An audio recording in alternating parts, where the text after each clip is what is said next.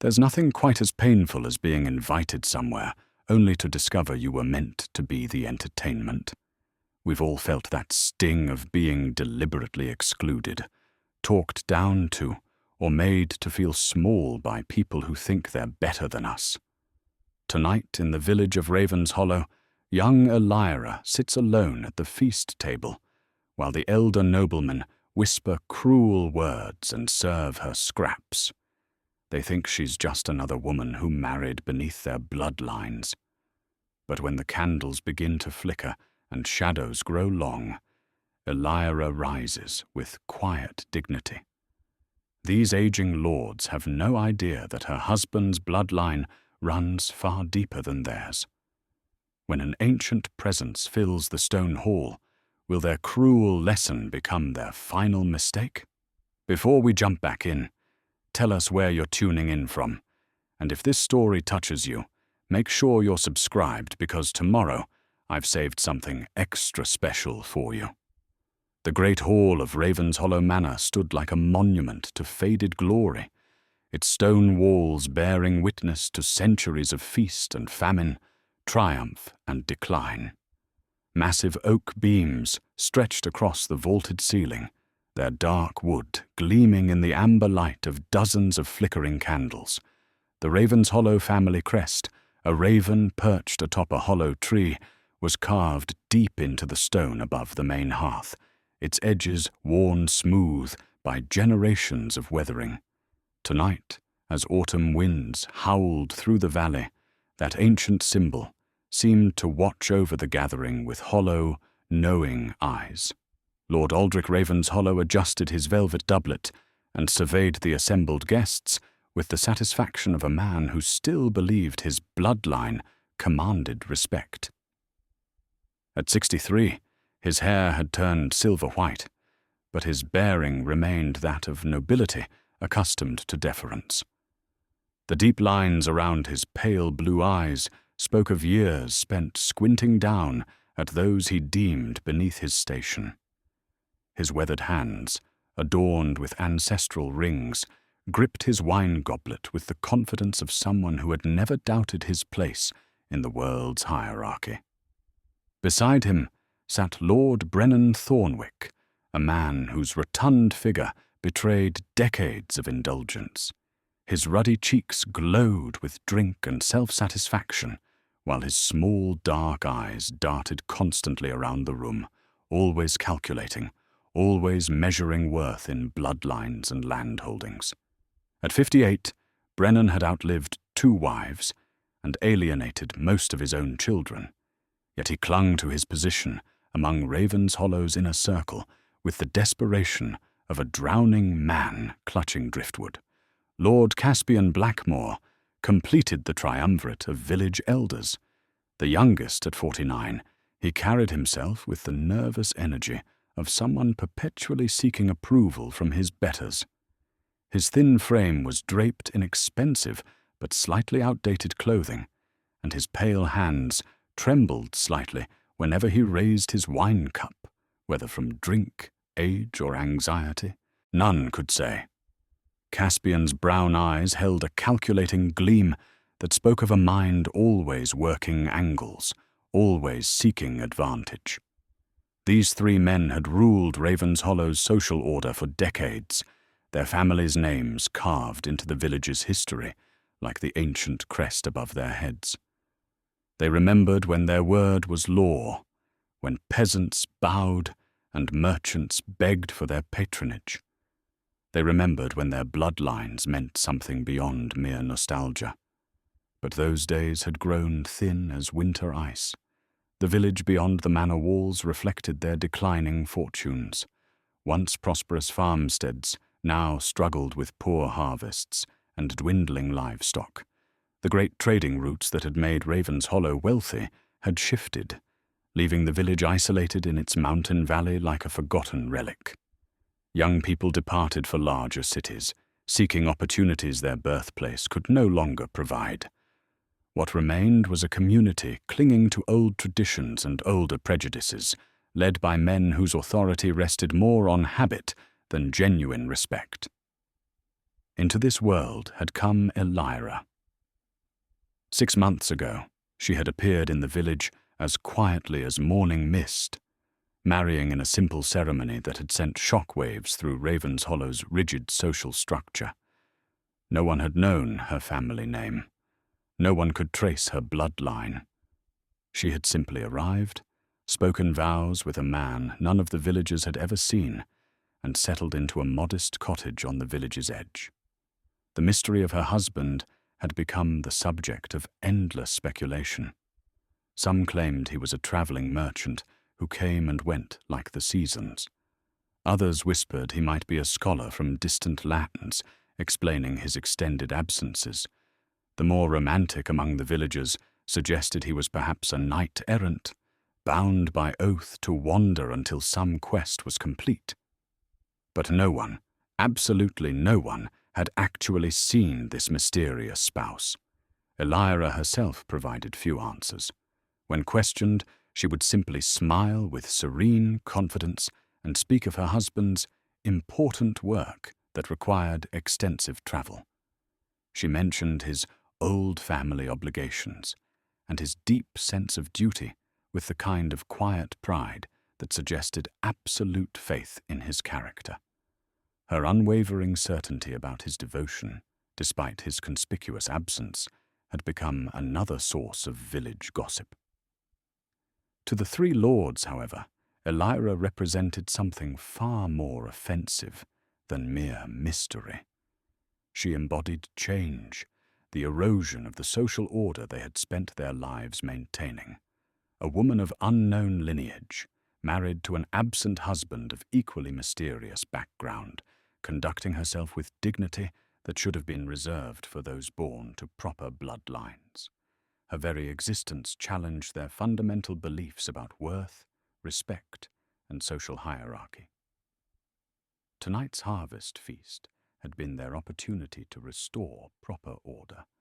The annual celebration had been a Ravenshollow tradition for over 3 centuries, originally held to honor the village's prosperity and reinforce community bonds.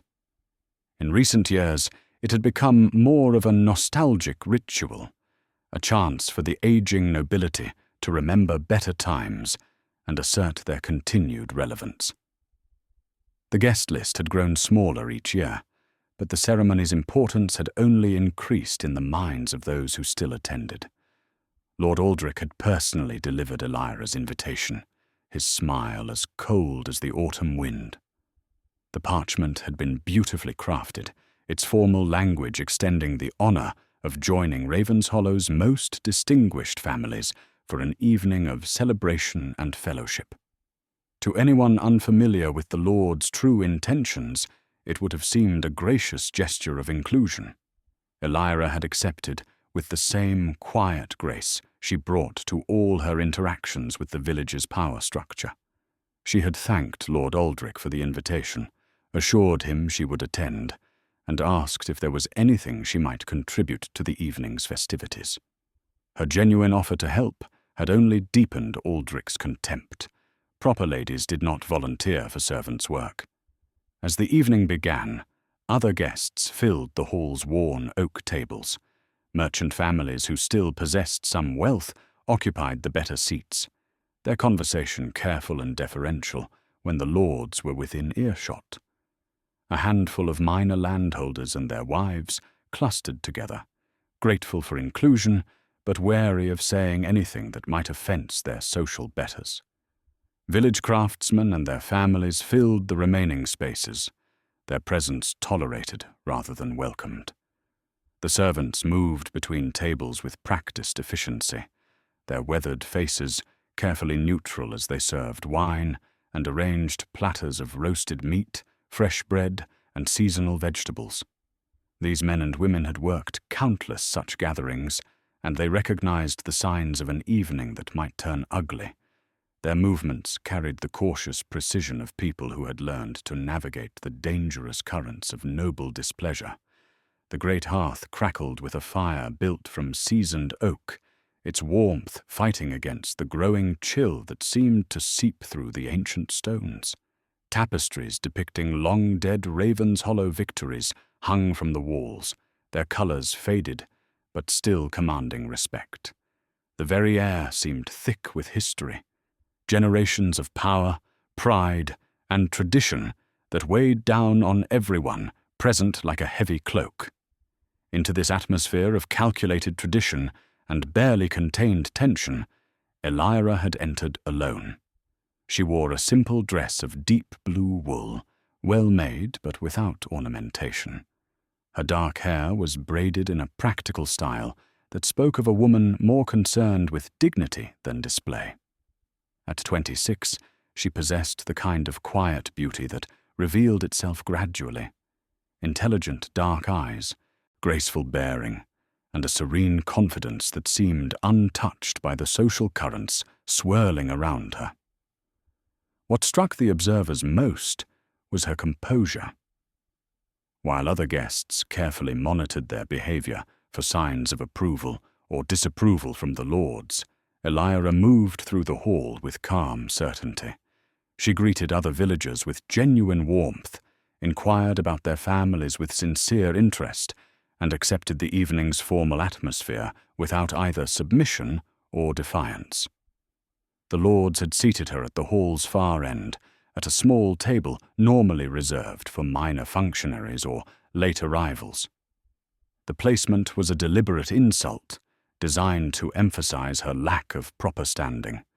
Yet Elira had taken her assigned seat with grace, arranging her simple place setting with the care of someone who found dignity in small gestures.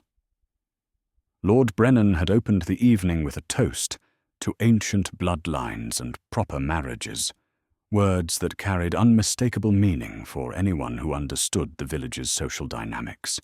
The assembled guests had raised their cups with varying degrees of enthusiasm, some clearly uncomfortable with the implied criticism, but unwilling to challenge their social betters. Elira had raised her own cup with the same serene confidence she brought to everything, her slight smile suggesting she understood the insult, but found it somehow amusing rather than hurtful. Her reaction, or lack thereof, had only increased the lord's determination to break through her composed exterior. As the evening progressed, their campaign of humiliation had begun in earnest. The servants, following whispered instructions from Lord Aldrich, had served Elira's table last and least. While the main tables received generous portions of perfectly prepared meat and fresh bread, Elira's plate held scraps and day-old offerings. Her wine cup was filled with the evening's poorest vintage, a bitter drink that would have been more appropriate for servants than guests. Yet through each small cruelty, Elira had maintained her dignity. She ate what was provided without complaint, drank her inferior wine without grimacing, and continued to participate in conversations with other guests as if nothing unusual was occurring. Her unshakable composure had begun to unnerve even those sympathetic to her situation. The other guests had watched this treatment with growing discomfort.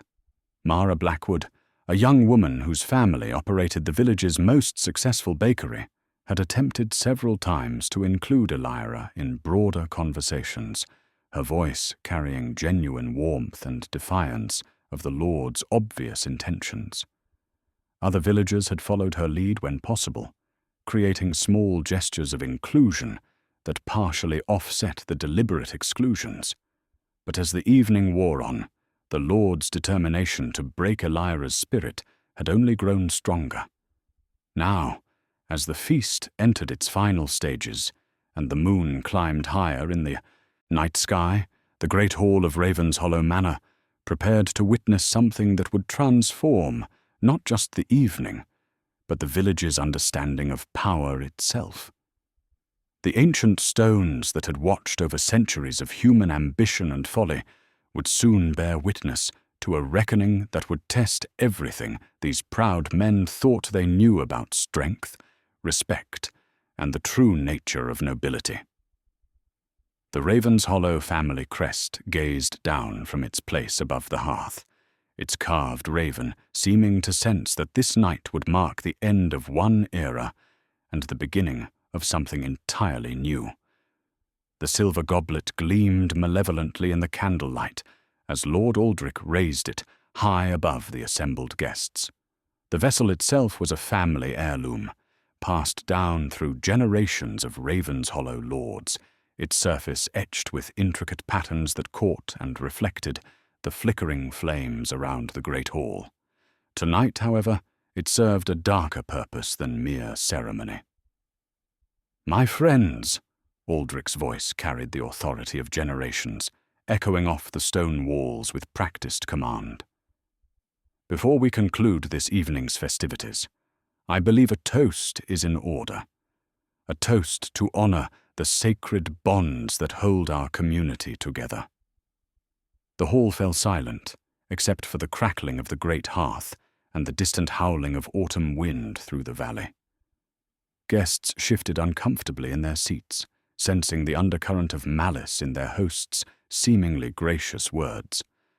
Mara Blackwood's hands tightened around her own cup, her intuition warning her that whatever was coming would leave lasting wounds. From her isolated position at the far end of the hall, Elira watched with those remarkably calm dark eyes, her expression unchanged despite the obvious target painted on her back. She sat straight in her simple wooden chair, hands folded in her lap, appearing for all the world like a woman attending a pleasant social gathering rather than her own deliberate humiliation. "To proper marriages," Aldrich continued, his pale blue eyes fixed directly on Elira as he spoke. "To unions blessed by tradition, witnessed by community, and strengthened by the presence of both partners. To couples who honor their vows by standing together rather than leaving their wives to face the world alone." The words struck like physical blows. Several guests audibly gasped at the directness of the insult, while others stared down at their plates in mortified silence. This was no longer the subtle social maneuvering that characterized polite society. This was open warfare, waged against a woman whose only crime had been marrying outside their rigid hierarchy. Lord Brennan raised his own cup with enthusiastic malice, his ruddy face gleaming with satisfaction. Indeed, to marriages where both parties actually exist. His crude laugh filled the uncomfortable silence, joined hesitantly by Lord Caspian's nervous chuckle. Elira's response was to simply lift her own inferior cup, filled with bitter wine instead of the fine vintage served to others, and meet Aldrich's gaze directly. Her voice, when she spoke, carried a quality that seemed to make the very air grow still. "To marriages built on true devotion," she said quietly, her words somehow carrying to every corner of the vast hall, despite their soft delivery. "Where love transcends the boundaries others would impose, and where trust runs so deep that presence is felt even in absence." Her response had the opposite effect of what the lords intended. Instead of crumbling under their attack, Elira had transformed their insult into something profound. Several guests nodded slightly, recognizing wisdom in her words, while others looked thoughtful rather than amused. Lord Caspian, perhaps sensing that the moment was slipping away from their control, decided to press the attack more directly. "But surely," he said with false concern, "a devoted husband would want to protect his wife from the talk that inevitably follows such mysterious absences. Where exactly has your husband traveled, my dear? What business keeps him from your side for months at a time?" The question hung in the air like a blade waiting to fall. This was the heart of the village gossip, the mystery that had fed months of speculation and whispered theories. Now, in front of the entire community, Elira was being forced to either provide answers she had consistently avoided or admit that her marriage might be the fantasy some suspected. Elira set down her cup with deliberate care, the gesture somehow imbued with significance. When she looked up, her dark eyes held depths that seemed far older than her 26 years. "My husband travels where duty calls him," she said simply. "His work requires him to address matters that have been left unattended for far too long. Old debts that must be settled, ancient wrongs that demand correction." How conveniently vague, Lord Brennan sneered, emboldened by wine and the support of his companions. Perhaps this mysterious husband exists only in your imagination. Perhaps you're simply a woman who couldn't secure a proper marriage and invented this romantic fantasy to save face. The cruelty of the accusation created a shocked silence. Even in a society accustomed to rigid social hierarchies, this level of public humiliation was extraordinary. Mara Blackwood started to rise from her seat, her face flushed with anger, but a gentle gesture from Elira stopped her. "I understand your confusion," Elira said, her voice remaining perfectly level despite the attack. "It must be difficult to imagine a love so secure that it requires no constant displays of possession. My husband knows I am his, just as I know he is mine. The bonds between us are stronger than mere physical presence." She paused, and for a moment something flickered in her eyes, something that made the temperature in the hall seem to drop several degrees. "He will come when he is needed," she continued, her words carrying an odd weight that made several guests shift nervously. "And he always knows when he is needed." Lord Aldrich laughed, but the sound held less confidence than before. "When he is needed? My dear girl, if such a husband actually existed, wouldn't he be needed now? What man of honor would allow his wife to endure such questioning about his very existence?" It was then that Elira did something that would be remembered by everyone present for the rest of their lives. She smiled, not the brittle defensive smile of someone trying to maintain dignity under attack, not the uncertain smile of someone hoping for rescue. This was the serene, knowing smile of someone who possessed information others lacked. It was a smile that suggested the questioner had just made a very significant mistake. "You ask what man of honor would allow such treatment of his wife," she said softly, rising gracefully from her chair. Her simple blue dress seemed to catch the candlelight differently now, as if the fabric itself had gained some subtle luminescence. "Perhaps the question you should consider is what happens to men who show dishonor to the wife of such a husband." The words were spoken without threat, without anger, without any hint of malice.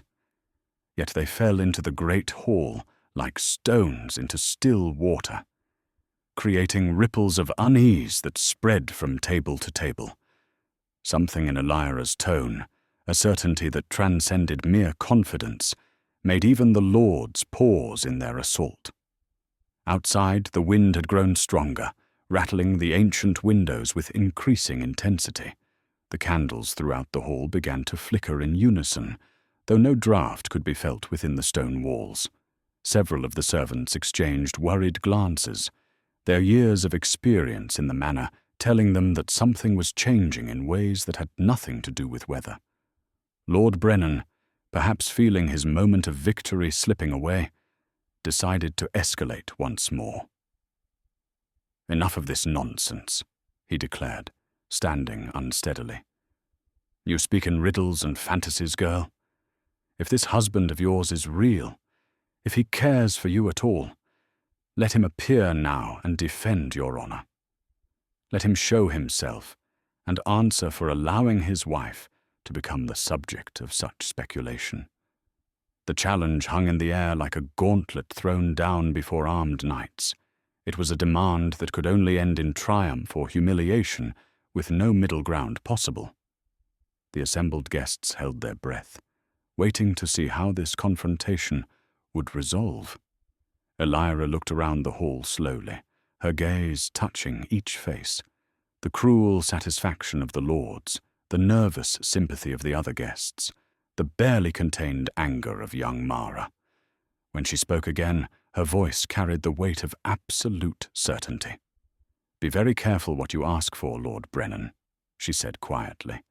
"My husband is not a man who appears on command or performs for entertainment, but he is also not a man who ignores challenges to his family's honor. Your words tonight will be remembered, and debts will be paid." She moved toward the great doors with fluid grace, her bearing unchanged despite the evening's humiliation. As she reached the threshold, she turned back once more. "The moon is nearly full," she observed, though her comment seemed directed more to herself than to the assembled guests. "And midnight approaches. Some nights are more significant than others." With that, she stepped out into the howling darkness, leaving behind a hall full of people who suddenly realized they had no idea what they had just witnessed or what they had just set in motion. The great hall felt different after Elira's departure, as if her absence had somehow altered the very atmosphere within the ancient stone walls. Where moments before, the space had hummed with the cruel energy of collective humiliation, now an uncomfortable silence settled over the assembled guests like morning fog in a cemetery. Mara Blackwood was the first to break the spell. Rising from her seat with the decisive movement of someone who had reached the limits of her tolerance, she addressed the three lords with a directness that would have been shocking under normal circumstances.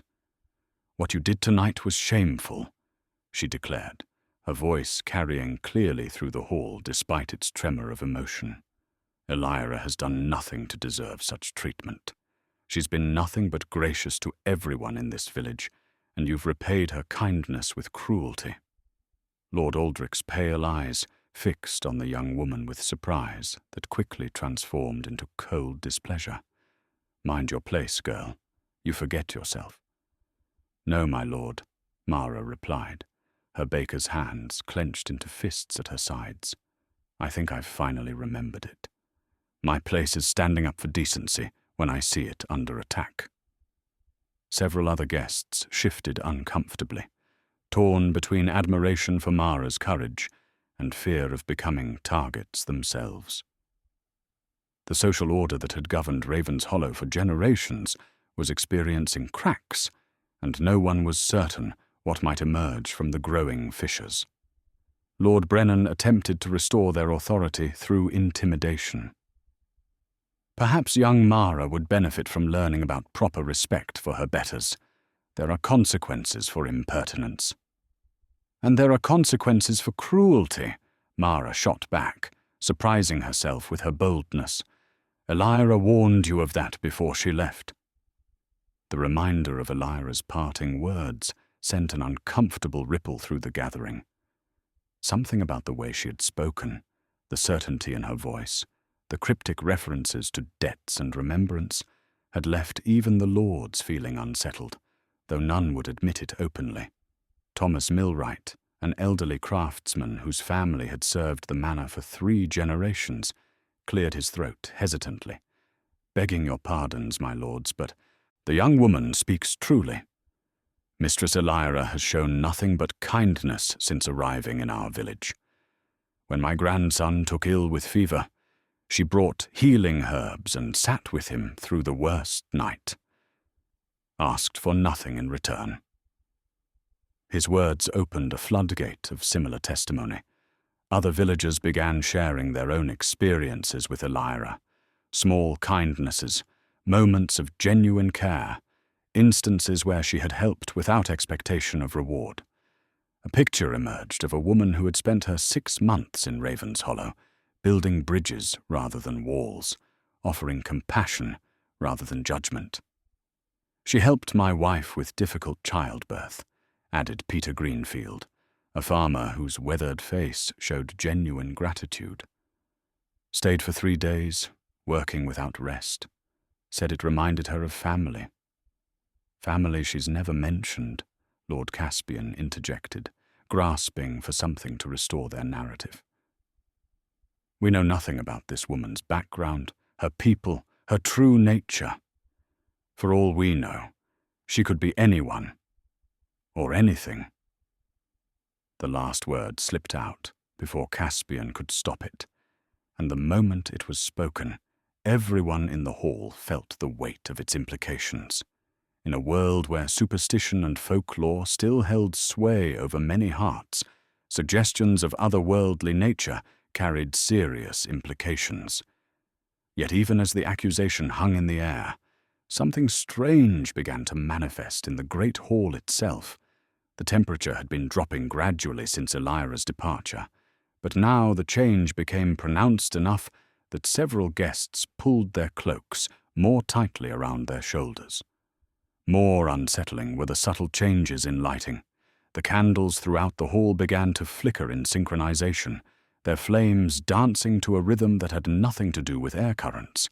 Shadows that should have remained fixed began to shift slightly, moving independently of their sources in ways that made observers question their own perception. Eleanor Ashford, an elderly woman whose family had managed the manor's household for decades, whispered to her companion, "In 60 years of service here, I've never seen the hall behave so strangely. It's as if the very stones are listening." Her comment, though spoken quietly, seemed to reach everyone present. Heads turned toward the ancient walls, toward the family crest carved above the hearth, toward the tapestries that had witnessed centuries of Ravenshollow history. For the first time, many guests truly considered the age of their surroundings, the countless lives that had passed through this space, the accumulated weight of human emotion that might linger in such a place. A serving woman approached Mara with obvious nervousness, carrying something small in her weathered hands. "Begging your pardon, miss," she said softly, "but when the lady left, this fell from her cloak." She held out a simple rose corsage, the kind worn by women attending formal gatherings. The flower appeared wilted, its petals brown at the edges, as if it had been dead for days.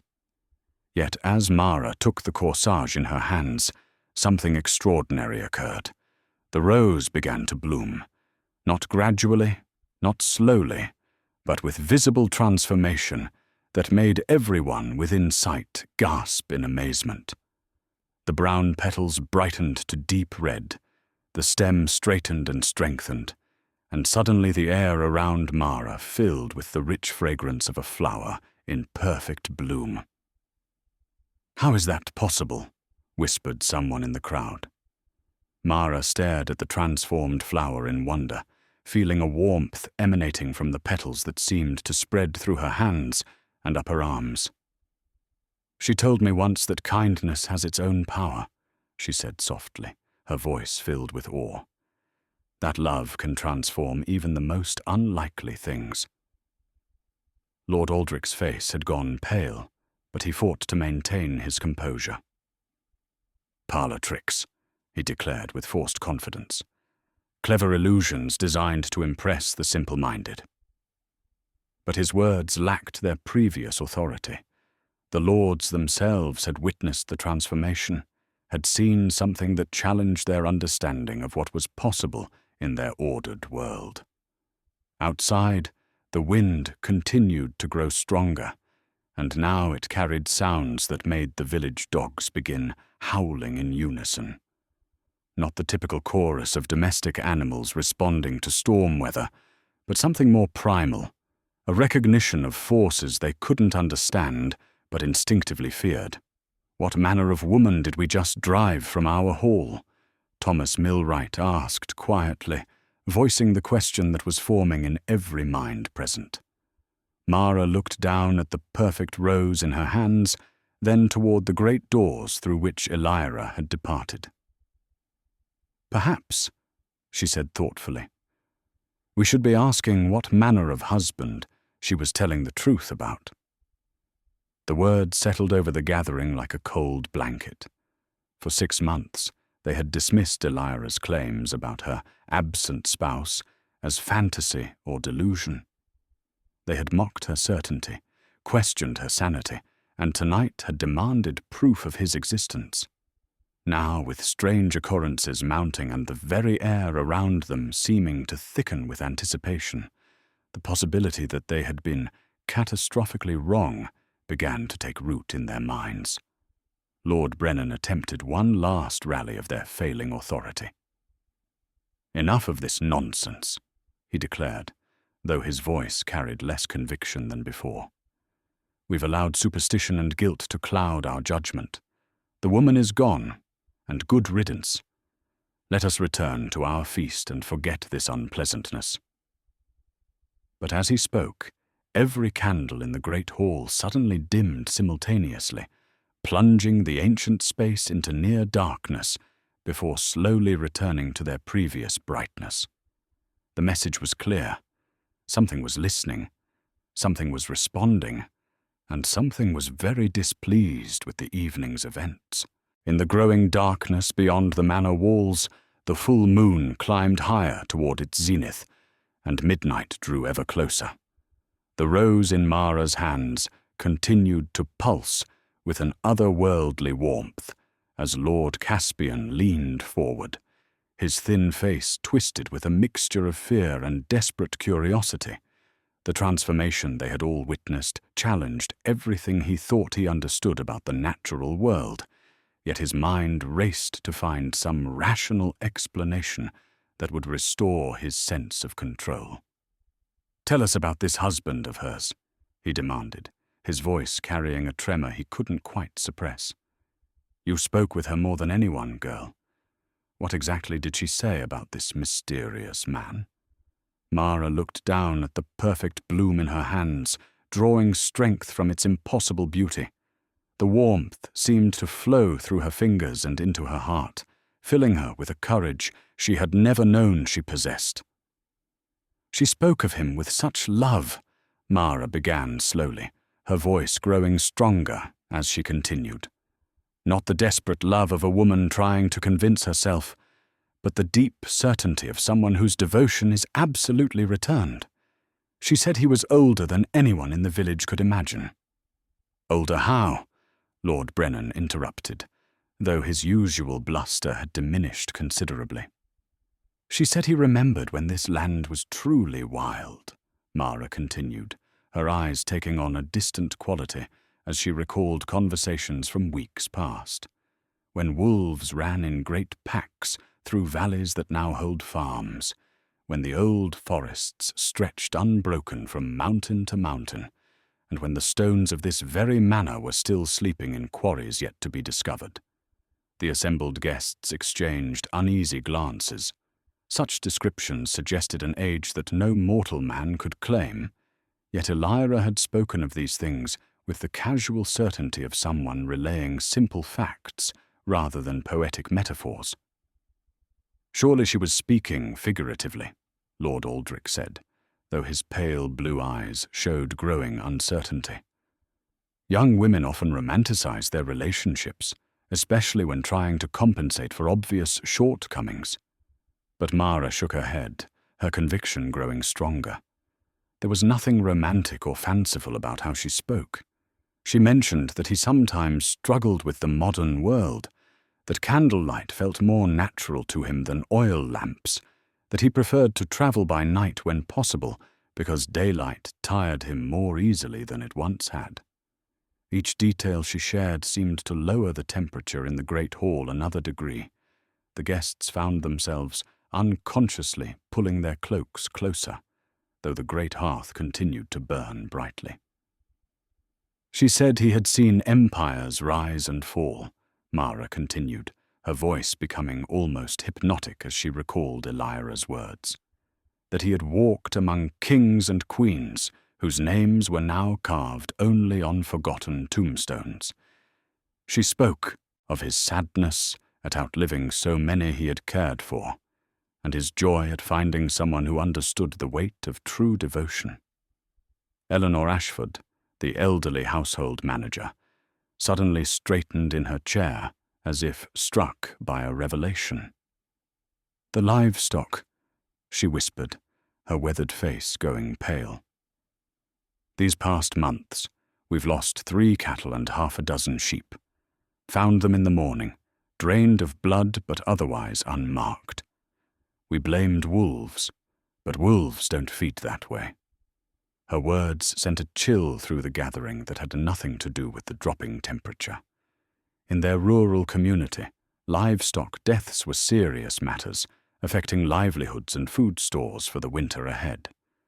But these particular deaths had been strange enough to generate their own whispered speculation. "The animals were found at the edge of the old forest," Thomas Milwright added slowly, pieces of a puzzle beginning to form in his mind. "Always near the path that leads toward the cottage where she lives." Lord Caspian's hands had begun to tremble more noticeably as he reached for his wine cup. "You're suggesting," he began, then stopped, unable to voice the implications of what they were discussing.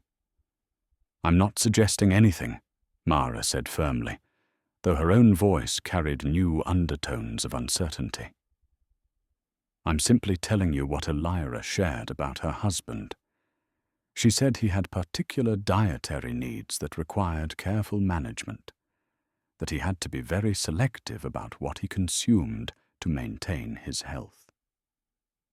The euphemistic language did nothing to soften the growing horror of realization spreading through the great hall.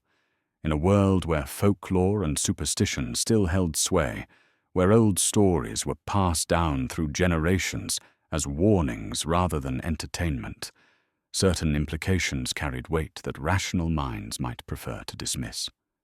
As if responding to the direction of their thoughts, the ancient wedding ring on Elira's finger, which several guests had noticed throughout the evening, suddenly blazed to mind. Eleanor Ashford gasped as she recalled the detail. "Her ring," she said urgently. "I served wine to her table personally, and when I passed near her chair, I felt a chill that made my bones ache. But her ring, it seemed to absorb the candlelight around it, growing brighter as everything else grew dim." Other guests began nodding as they recalled their own strange observations from earlier in the evening. The way shadows seemed to bend toward Elira when she moved, the manner in which flame light appeared to dance more vibrantly in her presence. Small details that had registered without conscious thought now took on sinister significance. "She always wore gloves," Peter Greenfield realized aloud. "Even when helping with my wife's childbirth, even when working with healing herbs. Said her hands ran cold, and she didn't want to cause discomfort." The weight of accumulated evidence was beginning to form a picture that challenged every assumption they had made about the quiet young woman who had lived among them for 6 months.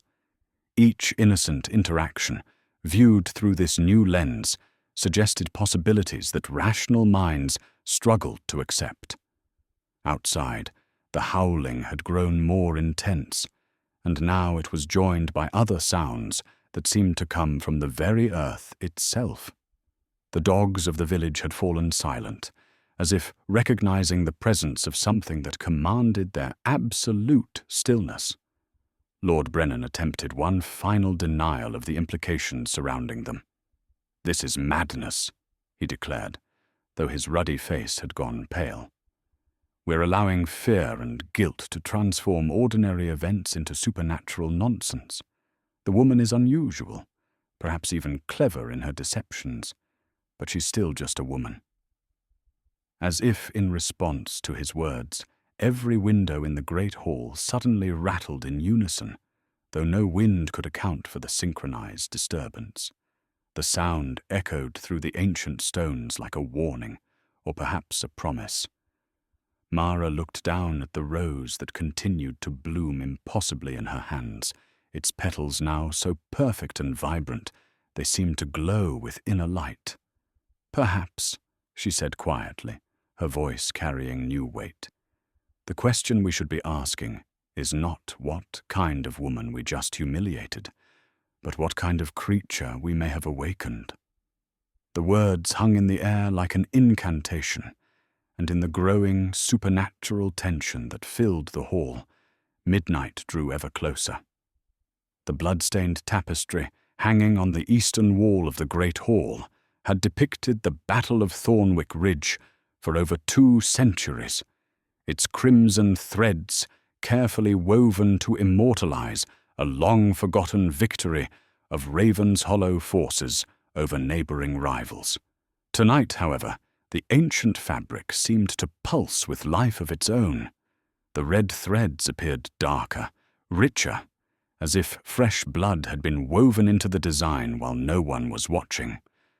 Eleanor Ashford noticed it first, her experienced eye catching the subtle change in a decoration she had cleaned and maintained for decades.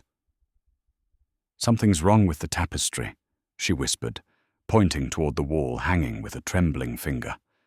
Other guests turned to look, and several gasped as they witnessed the transformation. The depicted battle scene, which had always shown fallen warriors in stylized repose, now seemed to writhe with movement. Blood that had been represented by careful stitching now appeared to flow, seeping from wounds that seemed fresh rather than centuries old. "It's the light," Lord Aldrich said desperately, though his own voice betrayed his uncertainty. "The changing candlelight is creating illusions." But even as he spoke, the temperature in the hall dropped another noticeable degree, and the supernatural manifestations grew stronger rather than weaker. Whatever was approaching Ravenshollow Manor was drawing closer with each passing moment, and its influence was beginning to transform the very fabric of reality within the ancient stone walls. It was then that Lord Aldrich made the decision that would seal their fate. Rising from his seat, with wine-fueled arrogance still overriding his growing fear, he deliberately reached for his goblet and, with calculated malice, allowed it to slip from his fingers as he passed near Elira's abandoned chair. The crash of silver against stone echoed through the hall, but the red wine that splashed across Elira's simple blue dress created stains that seemed far darker and more permanent than mere grape juice. The deliberate nature of the act, performed even in her absence, represented a level of petty cruelty that shocked even those who had witnessed the evening's earlier humiliations. "Clumsy of me," Lord Aldrich said with false contrition, his pale eyes glittering with satisfaction. "Such a shame about the dress. Though I suppose it hardly matters, given the quality of the garment." The act was so deliberately malicious, so unnecessarily cruel, that even Lord Caspian looked uncomfortable. But the wine continued to spread across the fabric, and as it did, the temperature in the hall plummeted to levels that made breath visible in small puffs of vapor. Mara could bear no more. Setting the miraculous rose carefully on her table, she stood with the righteous fury of someone whose moral limits had been not just reached but obliterated. "How dare you?" she said, her voice cutting through the supernatural chill like a blade. "She's not even here to defend herself, and still you continue your cruelty." "Sit down, girl," Lord Brennan commanded, but his authority was crumbling along with the rational world around them. "You forget your place." "My place," Mara replied with fierce dignity, "is standing against injustice wherever I find it.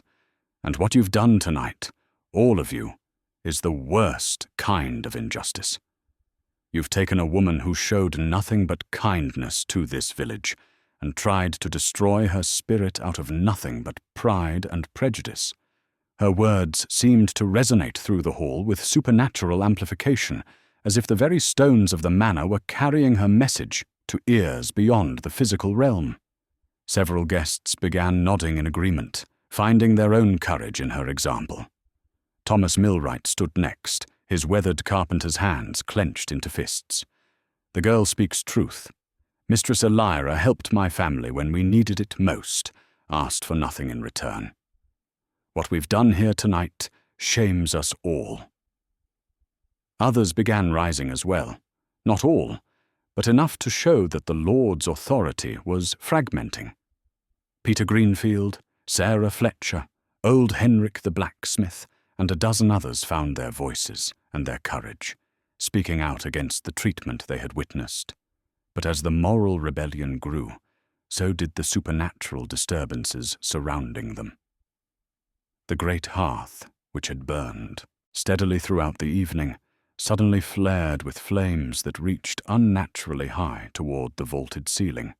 The fire burned blue-white for several heartbeats before settling back to normal orange, leaving everyone present with the unmistakable impression that they were being watched by forces beyond their comprehension. The sounds from outside had grown more distinct now, not just wind and howling dogs, but something that might have been footsteps, if footsteps could echo with the weight of centuries. Each impact seemed to shake the very foundations of the manor, though the building itself showed no visible signs of movement. Eleanor Ashford, whose lifetime of service had given her an almost mystical connection to the manor's moods and rhythms, suddenly stood with her face gone white as fresh snow. "He's coming," she whispered, her voice carrying absolute certainty. "Whatever, whoever she was speaking of, he's coming here." The words created a silence so complete that the only sounds were the crackling of the supernatural fire and the distant approach of those impossible footsteps. Every person in the hall suddenly understood that they had reached a point of no return, that their actions tonight had set in motion consequences that could not be undone or escaped. Lord Caspian attempted one last grasp at normalcy. "This is hysteria," he declared, though his own hands shook as he spoke. "Mass delusion, brought on by wine and superstition. There is no mysterious husband. There are no supernatural forces. We are rational people living in a rational world." But as he spoke, every mirror in the great hall, the ornate-looking glasses that had reflected generations of Ravenshollow gatherings, suddenly showed distorted images. Instead of reflecting the assembled guests, they seemed to show shadows moving independently, figures that existed only in the silvered surfaces but possessed a reality that made observers' blood run cold. In one mirror, guests could see what appeared to be a tall figure approaching through a forest that no longer existed. In another, glimpses of eyes that burned with the accumulated fury of centuries. The reflections showed not what was, but what was coming, and what was coming carried the promise of judgment for those who had chosen cruelty over compassion. Mara looked around the transformed hall, at the blood-stained tapestry that writhed with unnatural life, at the mirrors that showed impossible visions, at the wine stain on Elira's dress that seemed to pulse like a living thing, and felt the weight of cosmic justice settling over them all. "We had our chance," she said quietly, her voice somehow carrying to every corner of the vast space. "She gave us every opportunity to show basic human decency. Instead, we chose to be cruel." The footsteps outside grew closer, and midnight approached with the inevitability of fate itself. The cracked mirror above the serving table reflected something that should not have been possible. While the great hall showed fewer than 20 remaining guests, the silvered surface revealed shadows of dozens more. Figures from different eras seemed to move within the glass, as if the manor's long history was bleeding through into the present moment. Warriors in ancient armor stood beside merchants in outdated finery, all of them watching the current gathering with expressions of profound disappointment. Eleanor Ashford stared at the impossible reflections, her voice barely a whisper.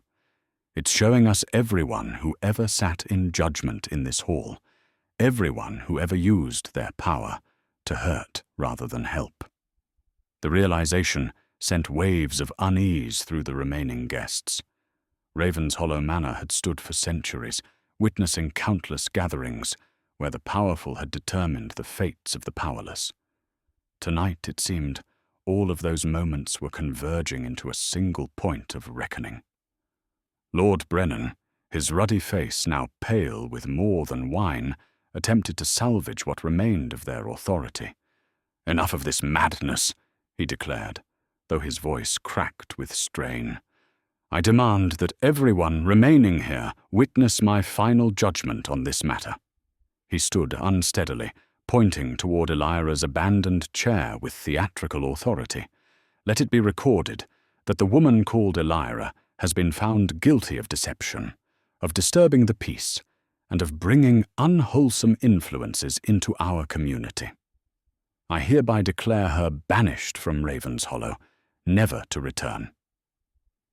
The pronouncement hung in the air like a curse, and the moment the words left his lips, every supernatural manifestation in the hall intensified dramatically. The temperature dropped so sharply that frost began forming on the metal goblets. The mirrors showed clearer images of approaching doom. The blood-stained tapestry writhed with such violent movement that several guests stepped back in terror. But most ominous of all was the sound that began to emanate from the manor's ancient timbers, a deep, rhythmic creaking that seemed to come from the building's very soul. The great oak beams that had supported the structure for centuries groaned as if bearing a weight that threatened to crush them into splinters. Mara clutched the miraculous rose to her chest, feeling its warmth as the only source of comfort in a world that was rapidly spinning beyond all recognition. "You don't understand what you've done," she said to the lords, her voice heavy with dread. "She tried to warn you. She gave you every chance to show mercy, to demonstrate the nobility you claim to possess." "The girl is right," Thomas Milwright added, his carpenter's knowledge of wood and stone telling him that the building itself was responding to forces beyond the natural world. "Whatever's coming, whoever's coming, they know what happened here tonight." Lord Caspian had begun pacing frantically, his thin frame seeming to shrink with each step. "There must be something we can do," he muttered desperately. "Some way to undo this, to explain ourselves, to make amends." But even as he spoke, his own words revealed the futility of his hope. The shadows in the mirrors had grown clearer, showing glimpses of a figure that moved through the darkness with inhuman grace and terrible purpose. The approaching presence carried with it the weight of centuries, the accumulated power of ages spent walking between the world of the living and something far more ancient. Eleanor Ashford, drawing upon decades of experience managing the manor's household, suddenly began moving through the hall with grim efficiency. "Those who wish to leave should do so now," she announced, her voice cutting through the supernatural chaos with practical authority. "Whatever judgment is coming, it's not meant for everyone here." Several of the remaining guests needed no further encouragement. Families began gathering their belongings and heading for the great doors, their faces reflecting a mixture of terror and relief at being granted escape. But others, those whose consciences were clear or whose curiosity outweighed their fear, remained in their seats. Mara was among those who stayed, though she couldn't have explained exactly why. Perhaps it was loyalty to Elira's memory, or perhaps a deeper understanding that some moments in history demanded witnesses. The rose in her hands continued to pulse with warmth and light, as if drawing strength from her decision to remain. As the hall emptied of those who chose flight over witnessing, the supernatural manifestations seemed to focus and intensify. The remaining guests found themselves arranged in a rough circle around Elira's abandoned chair, as if invisible forces were positioning them for optimal viewing of what was to come. The great clock in the manor's tower began to chime, though it was not yet the hour for any scheduled bell. Each toll seemed to resonate, not just through the air, but through the bones of everyone present, marking time in a way that transcended mere mechanical measurement. Lord Aldrich made one final attempt to assert control over events that had spiraled far beyond his influence. "I am master of this hall," he declared, his pale blue eyes reflecting a desperate need to believe his own words. "I determine what happens within these walls, and I say this nonsense ends now." He strode toward the great hearth and grasped the iron poker that lay beside it, raising the improvised weapon as if mortal metal could somehow defend against forces that existed beyond the physical realm. But the moment his fingers closed around the iron, the metal grew so cold it burned his flesh. He dropped the poker with a cry of pain, staring at his palm where the outline of the handle had been seared into his skin. The injury was more than physical. It was symbolic, marking him as someone who had chosen violence over wisdom, force over understanding. The burned flesh would heal, but the mark would remain as a permanent reminder of this night's choices. Outside, the approaching footsteps had grown so close that they could be heard distinctly through the manor's thick stone walls. Each impact carried the weight of authority that made the Lord's earthly power seem like children playing at kingship. The sound was not rushed or urgent, but deliberate and inevitable, like the approach of justice itself. In the mirrors, the shadowy figure had reached the manor's grounds, and those brave enough to look could see glimpses of a presence that commanded both terror and awe. This was no mortal man approaching to defend his wife's honor. This was something far older and infinitely more powerful. The great clock continued its impossible chiming, and as the 12th toll echoed through the hall, midnight finally arrived. The midnight bell in Ravenshollow's ancient tower had not rung for over 40 years, its bronze voice silenced since the great storm that had cracked its supporting beam. Yet as the 12th chime of the manor's clock faded into silence, the impossible sound of the village bell began to toll across the valley. Deep, resonant notes that seemed to echo not just through the air, but through time itself. Each peal of the bell was accompanied by a visible pulse of darkness that swept across the landscape, extinguishing torches and oil lamps throughout the village, as if some great shadow were passing overhead. Only the candles within the manor continued to burn, their flames now dancing with colors that had no names in any mortal tongue. The great doors of the hall, heavy oak reinforced with iron bands that had withstood centuries of use, began to swing open without any visible force touching them. The movement was slow, deliberate, carrying the weight of ceremony rather than urgency. As the gap widened, cold air flowed into the hall, not the natural chill of autumn night, but something deeper and more profound, as if winter itself had taken physical form. From the darkness beyond the threshold, a figure emerged. He was tall, taller than any man present had ever seen, moving with a fluid grace that suggested bones and muscles that obeyed different laws than those governing mortal flesh. His clothing was simple, yet elegant, a long coat of midnight blue that seemed to absorb rather than reflect the candlelight, and beneath it, garments that spoke of quality without ostentation. But it was his face that commanded attention and inspired terror. The features were aristocratic in the truest sense. High cheekbones, a strong jaw, eyes that held depths no living man could claim. His skin was pale as moonlight on fresh snow, and when he moved, shadows seemed to follow him like faithful servants. Most unsettling of all were his eyes, dark as the space between stars, yet holding within them the accumulated weight of centuries. This was Victor, and his very presence transformed everything about the great hall's atmosphere. The hacked lords, who had spent the evening asserting their authority through cruelty and intimidation, suddenly found themselves confronted with power that made their earthly titles seem like children's games.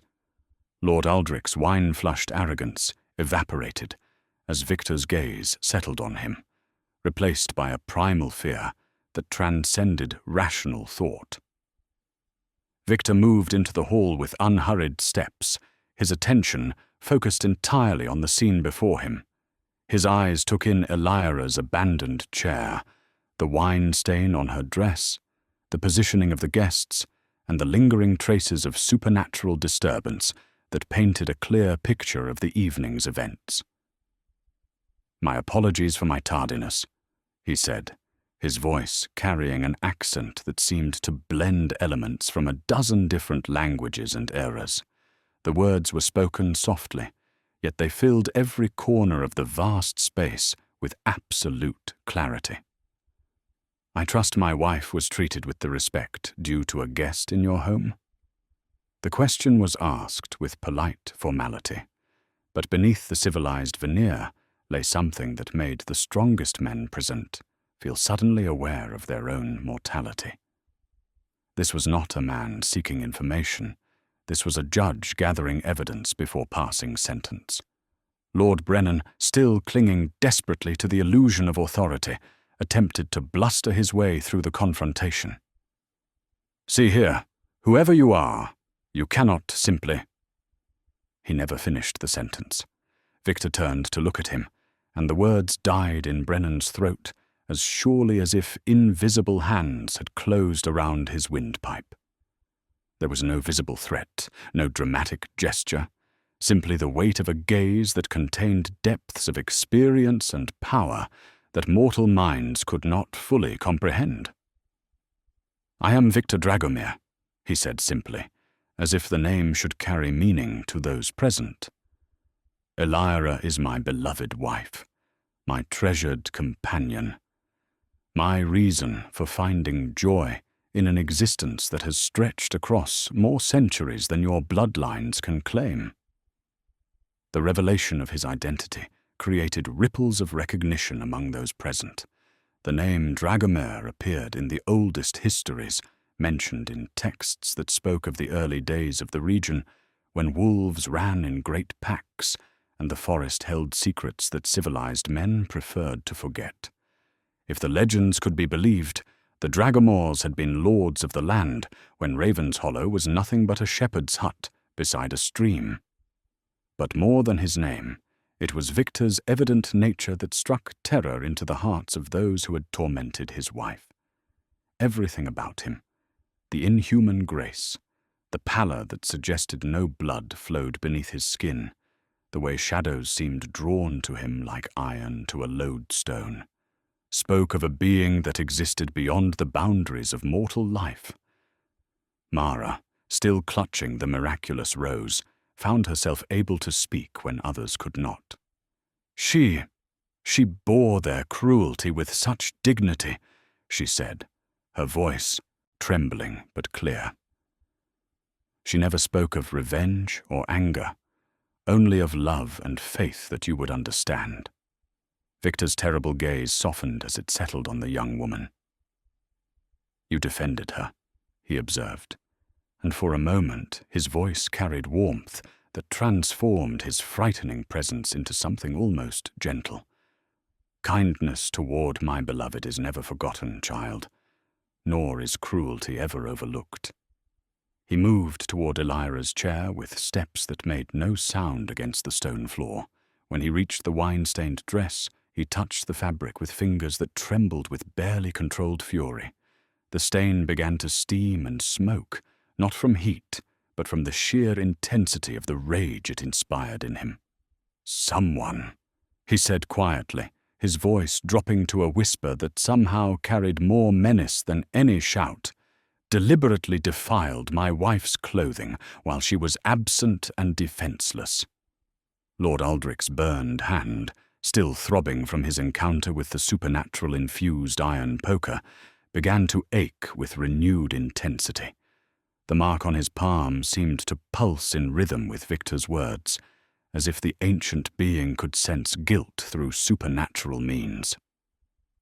"It was an accident," Aldrich tried to lie, but the words came out strangled and unconvincing. Victor turned to face him fully, and when he smiled, the expression revealed teeth that were not entirely human. "In my long existence," he said with terrible patience, "I have developed an appreciation for honesty. It is such a rare quality among your kind that I treasure it wherever I find it." He gestured toward the mirrors that still showed impossible reflections. "These walls have witnessed your entire evening. Every word spoken, every cruelty inflicted, every choice made. The stones themselves cry out for justice." The supernatural judge had arrived, and the trial was about to begin. As Victor's presence filled the hall with power that made the air itself seem thick and difficult to breathe, those who remained began to understand that they were no longer dealing with social embarrassment or village politics. They had awakened something ancient and terrible, and now they would face consequences that no earthly authority could impose or pardon. The reckoning had begun. From the shadows near the great hearth, a silver cross that had hung on the wall for generations suddenly began to gleam with unholy light. Lord Caspian, in his desperation, lunged toward it with the wild hope that religious symbols might offer protection against the supernatural entity that now commanded their hall.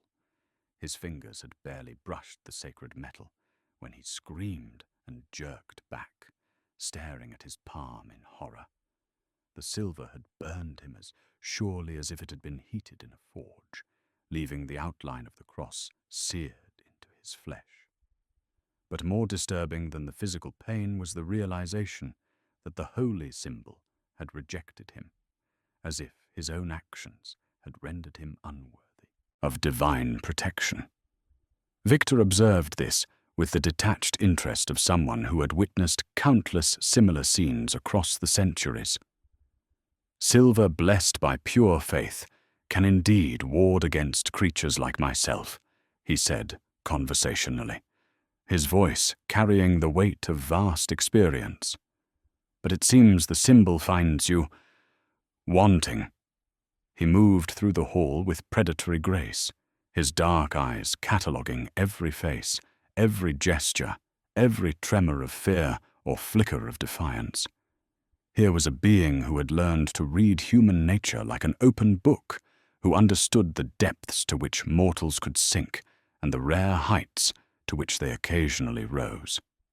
"In my long existence," Victor continued, his voice taking on the tone of someone delivering a lecture to particularly slow students, "I have witnessed the rise and fall of empires. I have walked among pharaohs and emperors, kings and queens, whose names are now carved only on crumbling tombstones. I have seen nobility that earned its title through service and sacrifice, and I have seen this."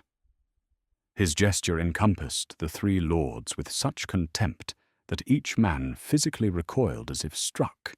The comparison was clear. They had been measured against centuries of human greatness and found utterly lacking. "Tell me," Victor said, his attention focusing on Lord Brennan with laser intensity, "what great deeds have earned you the right to judge others? What acts of courage? What sacrifices for the common good? What moments of true leadership justify your sense of superiority?" Lord Brennan's mouth opened and closed silently, his wine-addled brain struggling to formulate any response that might satisfy such a question. His entire sense of worth had been built upon bloodlines and inheritance, not personal achievement, and when confronted with the need to justify his existence through his own actions, he found himself utterly bankrupt. Victor's smile grew wider, revealing more of those not quite human teeth. "Precisely. You are noble only in name, lords only by accident of birth. You have inherited titles earned by better men and women, then spent your lives proving yourselves unworthy of what was left in your care." He turned to address the remaining guests, his voice carrying new nuances of sadness that made his supernatural presence somehow more terrible rather than less.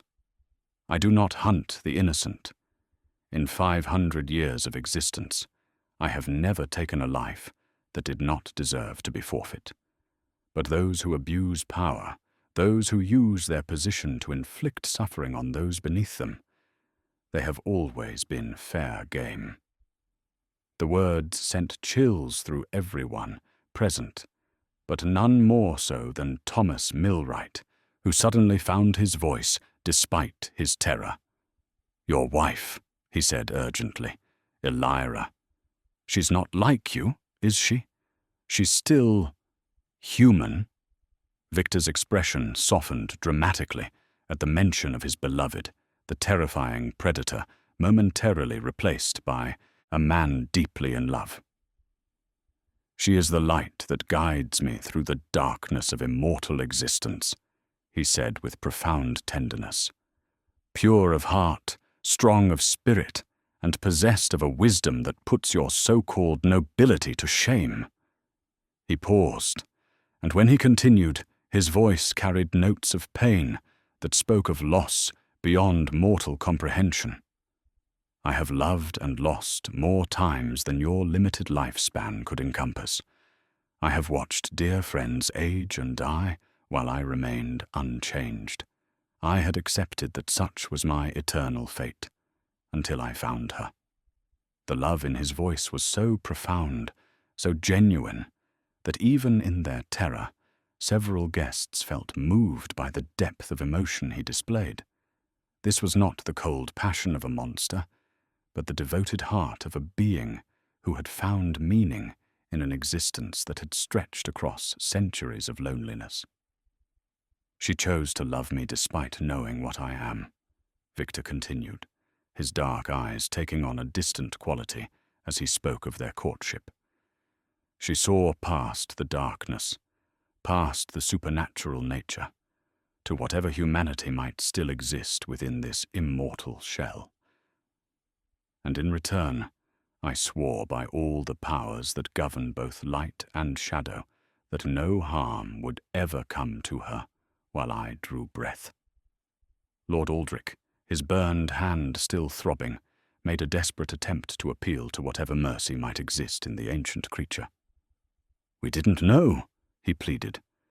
"Had we understood who she was, what she meant to you—" "You would have acted differently?" Victor interrupted, his voice carrying the sharp edge of a blade being drawn from its sheath. "Your cruelty toward my wife was not born of ignorance about her connections, but from your own rotted souls. You saw a woman alone and vulnerable, and you chose to prey upon her."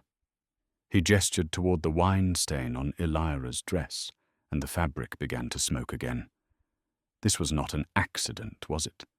This was a deliberate act of malice, performed when she was absent and could not defend herself." The supernatural being's control over his fury was beginning to slip, and the very air around him started to shimmer with barely contained power. The candles throughout the hall began to flicker more violently. Shadows danced independently of their sources, and several guests could swear they heard whispered voices speaking in languages that predated recorded history. Mara, still holding the miraculous rose that continued to pulse with warm light, found herself stepping forward despite her terror. "She never spoke ill of anyone," she said, her voice steady despite her fear. "Even tonight, even after everything they did to her, she only spoke of justice, not revenge." Victor's attention fixed on the young woman with something approaching approval. "She understands the difference between justice and vengeance better than most who claim wisdom," he agreed. "It is why she is worthy of love that transcends mortal understanding." But as he spoke, his supernatural senses detected something that made his expression darken. "She is not at our cottage," he said with growing concern. "The humiliation you inflicted tonight has driven her to seek solitude in dangerous places. While I waste time here addressing your petty cruelties, my beloved wanders the old forest, where ancient things still hunt.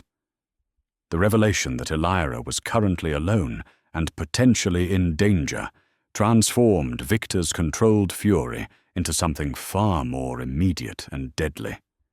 Here was a being whose primary purpose in existing was the protection of the woman he loved, and that woman was now somewhere in the darkness, possibly threatened by forces even older and more dangerous than himself. "You see," Victor said, his voice dropping to a whisper that somehow carried more menace than any roar. "Your actions tonight have consequences that extend far beyond this hall. In driving my wife from the safety of her home, you have placed her in genuine peril. And for that—" He allowed the sentence to hang unfinished, but the implications were clear enough. The lords had not merely insulted or humiliated Elira, they had unknowingly put her life at risk, and that transgression demanded a response that would transcend anything resembling mercy. Eleanor Ashford, drawing upon a lifetime of managing crisis situations, suddenly spoke up with practical urgency. "Then go to her," she said firmly. "Find her and ensure her safety. We'll still be here when you return." Victor's smile was cold enough to freeze blood. "Oh, you'll be here," he agreed. "But you won't be unchanged. Before I seek my beloved wife, justice must be served. The scales must be balanced." As if summoned by his words, scales of justice materialized from the shadows, not the symbolic representations found in courthouses, but an actual, supernatural artifact that gleamed with otherworldly power. The scales hung suspended in midair, waiting to weigh the souls of those who had chosen cruelty over compassion. The judgment was about to begin. The scales of justice hung before Victor, like an ancient artifact of divine judgment, their supernatural presence casting shadows that moved independently of any earthly light. Each pan gleamed with silver that seemed to absorb rather than reflect the flickering candlelight, and when Victor gestured towards them, they began to emit a low harmonic tone that resonated through the bones of everyone present. "In my centuries of existence," Victor said, his voice carrying the weight of accumulated authority, "I have learned that true justice requires more than mere punishment. It demands understanding, transformation, and the opportunity for redemption, even for those who seem beyond hope." Lord Brennan, his ruddy face now pale with terror, attempted to run toward the great doors, but his feet moved as if through thick mud, each step requiring enormous effort that yielded minimal progress. Whatever supernatural forces Victor commanded had sealed the hall as surely as if iron bars had appeared across every exit. "The choice before you is simple," Victor continued, his dark eyes fixed on each of the three lords in turn. "Face the consequences of your actions with honesty and humility, or experience those consequences in ways that will expand your understanding of suffering beyond anything your limited imaginations could conceive." He gestured toward Lord Caspian, whose burned hand still throbbed from his encounter with the rejected silver cross. "You who reached for divine protection while harboring a soul stained with deliberate cruelty shall be the first to face judgment." The scales tilted toward Caspian, and suddenly his entire life played out in vivid detail before the eyes of everyone present. Not just his actions of tonight, but decades of small cruelties, petty vindictiveness, and abuse of whatever minor power he had managed to accumulate. The supernatural judgment revealed a man who had spent his entire existence taking pleasure in the pain of others. But as the scales weighed his soul, something unexpected occurred. Tears began streaming down Caspian's thin face as he witnessed the full impact of his lifetime of cruelty, not just on his victims, but on his own spirit. For the first time in his adult life, he experienced genuine remorse. "I see it," he whispered, his voice breaking with emotion. I see what I've become, what I've done, the pain I've caused. Oh God, the pain I've caused. Victor studied the man's transformation with eyes that had witnessed countless such moments across the centuries. Genuine repentance, he observed with something approaching surprise. How remarkably rare among your kind. The scales, responding to the sincere nature of Caspian's remorse, began to level out rather than condemning him entirely. Victor nodded slowly, his expression thoughtful. You will be given a chance to make amends, he announced, his voice carrying the finality of cosmic judgment. But the path will not be easy. You will experience every moment of pain you have ever inflicted upon others, feeling it as if it were your own. Only when you have truly understood the suffering you have caused will you be free to attempt redemption. Caspian collapsed to his knees as waves of empathetic agony washed over him. Every insult he had delivered, every cruel laugh he had shared, every moment when he had chosen meanness over kindness. But through the pain, his tears continued to flow, and those watching could see that something fundamental had changed within him. Victor turned his attention to Lord Brennan, who had given up his futile attempt to flee and now cowered behind an overturned chair. And you, Victor said with cold precision, who declared my beloved wife banished from her own home. What judgment do you think your actions merit? The scales swung toward Brennan, and his life too was laid bare for all to see. Unlike Caspian, however, Brennan's examination revealed no capacity for genuine remorse. Even as he witnessed the full extent of his cruelty, his primary emotion was self-pity rather than regret. I was born to privilege, he blubbered desperately. I was raised to believe in the natural order, in my right to command respect. I never meant, you meant every word, every gesture, every calculated cruelty, Victor interrupted, his voice cutting through Brennan's protests like a blade. Your examination reveals a soul that takes pleasure in the suffering of others and feels entitled to inflict pain without consequence. The scales tilted heavily against Brennan, their supernatural judgment finding him wanting in every measure that mattered. Victor's expression grew cold as winter stone. You will learn humility through service, he pronounced, but not the gentle service that builds character gradually. You will serve those you have spent your life despising, and you will do so from a position of absolute powerlessness. Only when you have experienced the complete vulnerability of those you victimized will you understand the true weight of your crimes. As Victor spoke, Brennan began to change. Not physically at first, but something in his bearing, his presence, his very essence shifted. The arrogance that had defined his entire existence drained away, replaced by a compulsion to serve others that would govern his every waking moment. Now only Lord Aldrich remained to face the scales of supernatural justice. A phoenix feather quill materialized from the shadows, its ethereal flames casting no heat, but illuminating a leather-bound ledger that appeared on the great table before Victor. The supernatural writing implement moved of its own accord, recording every word spoken and every judgment rendered in script that seemed to burn itself into the ancient pages with permanent fire. Lord Aldrich stood alone before the scales of justice, his pale blue eyes darting between the supernatural artifacts and the ancient being who held his fate in immortal hands. Unlike his companions, Aldrich's expression showed no hint of remorse or fear, only a cold calculation that suggested he was still searching for some angle, some leverage that might save him from consequences. You orchestrated this entire evening, Victor said, his voice carrying the certainty of someone who had observed the truth through supernatural means. The invitation, the seating arrangement, the deliberate humiliation. This was your design, your malice made manifest.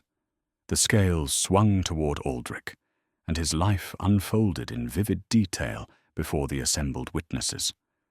But what they saw was worse than mere cruelty or petty vindictiveness. Aldrich's examination revealed a soul that had been calculating and manipulating others for decades, taking genuine pleasure not just in causing pain, but in the elaborate planning that preceded it. "You are a predator," Victor continued, his voice growing colder with each word.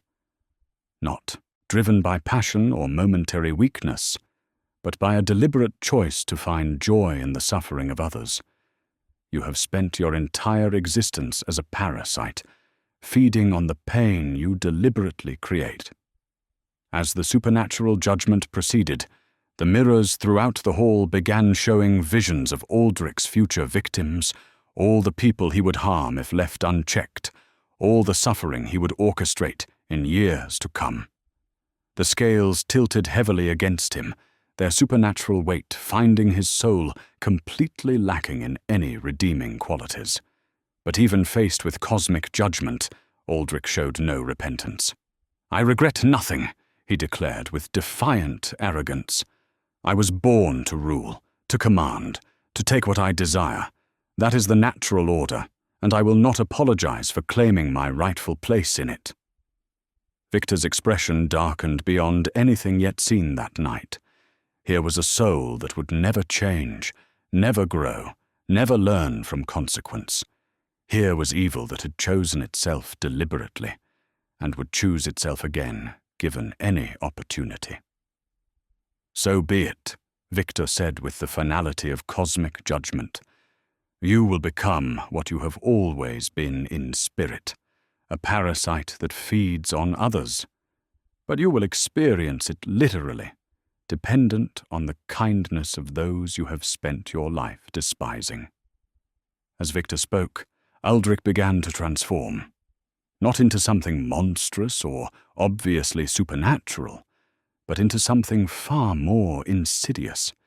His physical presence began to diminish, his commanding bearing replaced by a compulsion that would make him utterly dependent on the charity of others. He would retain his memories, his intelligence, his full awareness of what he had been, but he would be powerless to act on his cruel impulses. Elira appeared in the great doorway, like an angel stepping from shadow into light. Her simple blue dress showed no trace of the wine stain that had marked her earlier humiliation, and her dark eyes held the same serene confidence that had sustained her through the evening's cruelties. "My beloved," Victor said, relief flooding his voice as he moved toward her with inhuman speed. "I was preparing to search the old forest for you." "I never left the manor grounds," she replied softly, accepting his embrace with the natural grace of someone who had never doubted his protection.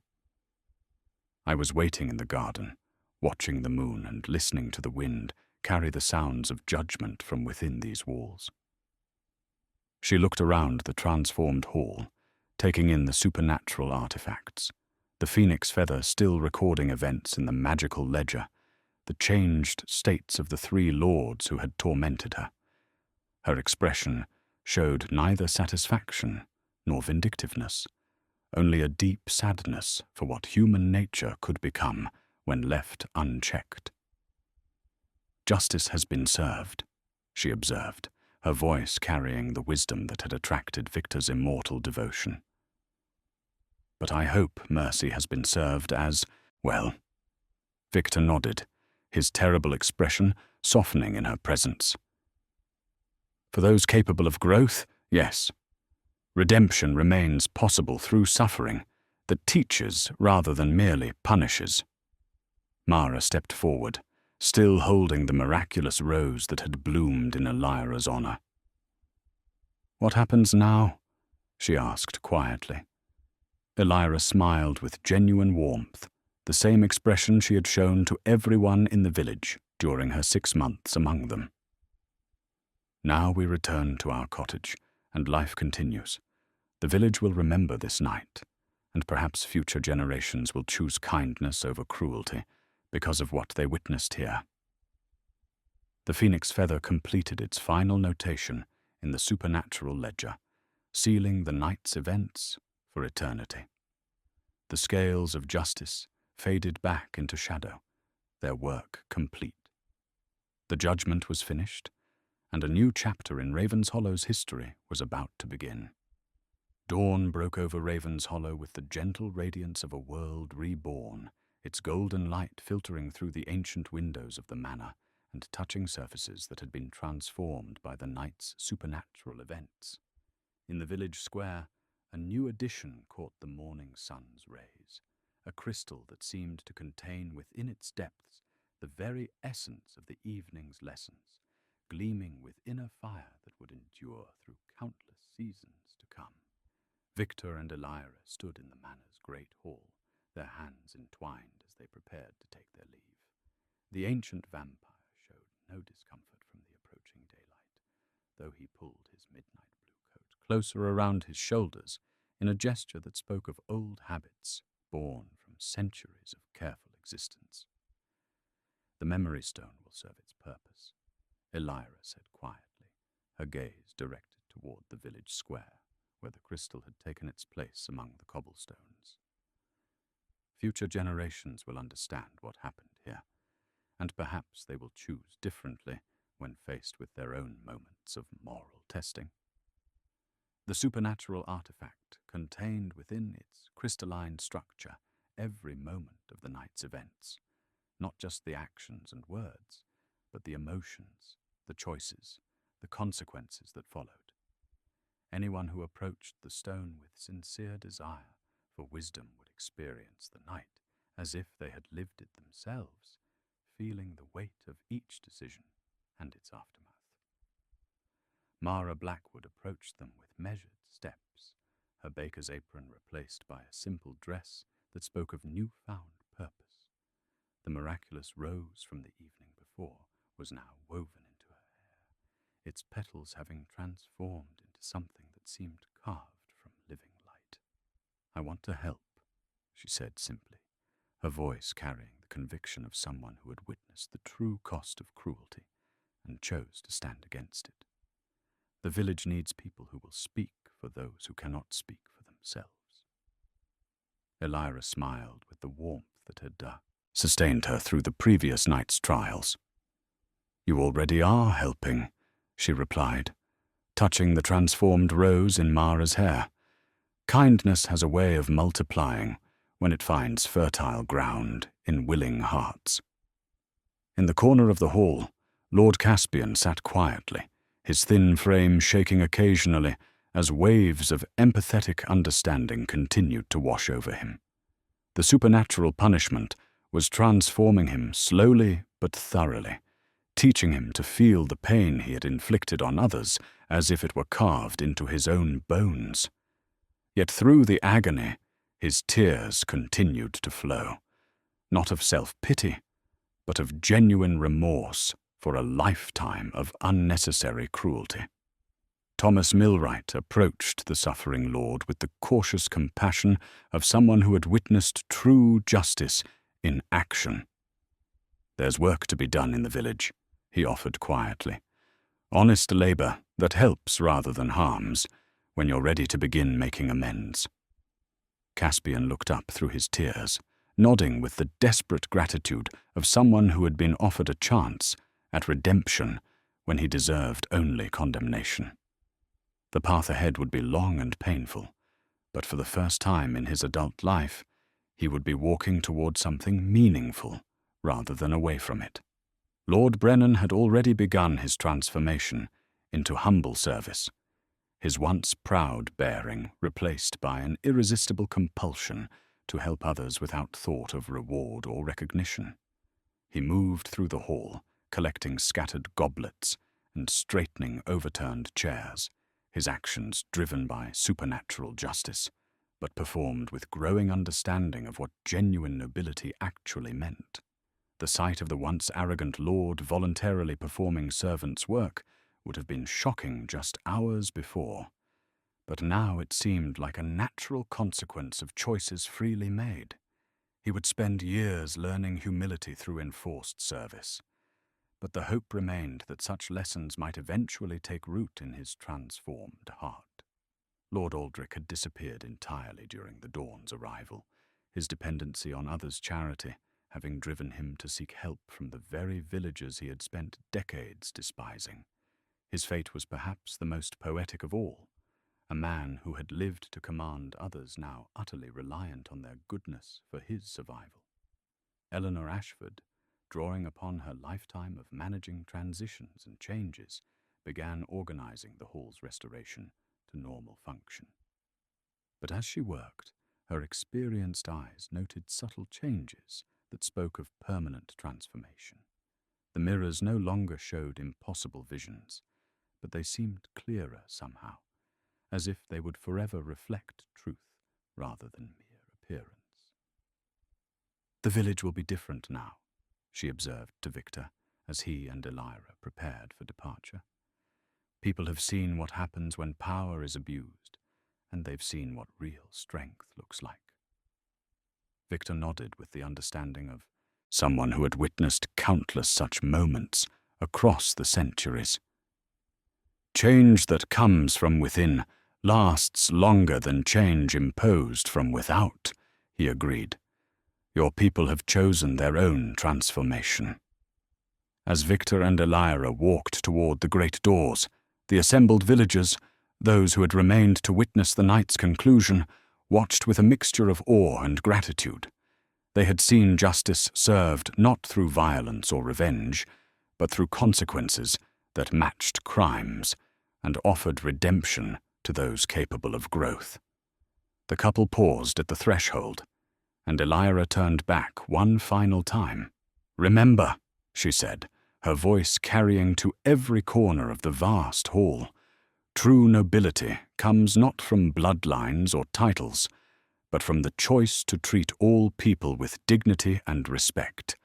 That choice is offered to everyone, regardless of station or birth." With those words, they stepped into the morning light and began their walk back to the cottage that had been their sanctuary. Behind them, Ravenshollow Manor stood as it had for centuries, but now it held within its ancient stones the memory of a night when cosmic justice had visited the earth and found it both wanting and redeemable. The memory stone in the village square caught the first full rays of morning sun and blazed with inner fire, beginning its eternal vigil as guardian of wisdom and teacher of generations yet to come. A new chapter in Ravenshollow's history had begun.